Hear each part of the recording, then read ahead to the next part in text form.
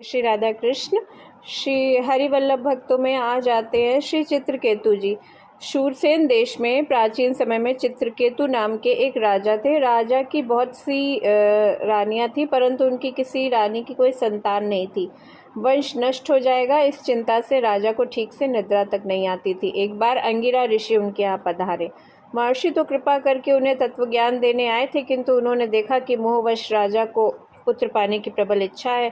तो ऋषि ने सोच लिया कि जब यह पुत्र वियोग से दुखी होगा तभी इसमें वैराग्य होगा और तभी कल्याण के सच्चे मार्ग पर चलने के योग्य होगा। अतः राजा की प्रार्थना पर ऋषि ने त्वष्टा देवता का यज्ञ किया और यज्ञ से बचा अन्न देकर यह कह दिया कि इसको तुम किसी रानी को दे देना। महर्षि ने यह भी कहा कि इससे जो पुत्र होगा वो तुम्हें हर्ष और शोक दोनों देगा, हर्ष भी देगा और शोक भी देगा। तो उस अन्न को खाकर राजा की रानी गर्भवती हुई, उसके पुत्र हुआ। राजा और प्रजा दोनों का अपार हर्ष हुआ। अब पुत्र स्नेहवश राजा उसी रानी से अनुराग करने लगा। राजा की उपेक्षा से उनकी दूसरी रानियों के मन में डाह उत्पन्न हो गया। सब ने मिलकर उस नवजात बालक को एक दिन विष दे दिया, जिसके कारण बच्चा मर गया। बालक की मृत्यु से शोक के मारे राजा पागल से हो गए। राजा को ऐसी विपत्ति में पड़ा देखकर उसी समय वहां देवर्षि नारद के साथ महर्षि अंगिरा आए। वो राजा के मृत बालक को के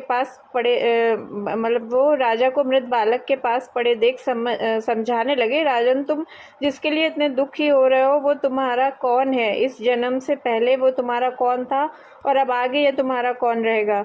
ये पिता पुत्र का संबंध कल्पित है। ये शरीर न जन्म के पूर्व थे न मृत्यु के पश्चात रहेंगे, अतः तुम इनके लिए शोक मत करो। राजा को बोध देने के लिए देवर्षि नारद ने जीव का आह्वान करके बालक को जीवित कर उससे कहा, मतलब जो उसका बालक था उसको वो जो जीव था उसका आह्वान किया कि इनको स्वयं दिखाएं तभी ये मानेंगे।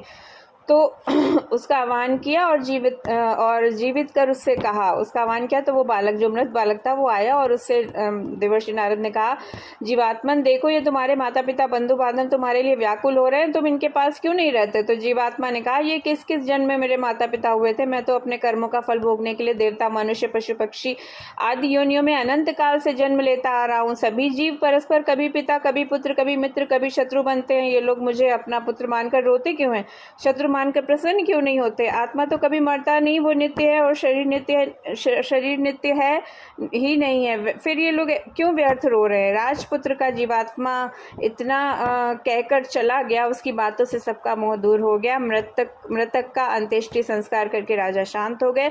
महर्षि अंगिरा और देवर्षि नारद जी से भगवत प्राप्ति का साधन प्राप्त कर भगवान की आराधना करने लगे। कुछ ही समय में विद्याधरों के स्वामी हो गए। विद्या के बल से मनोगति के अनुसार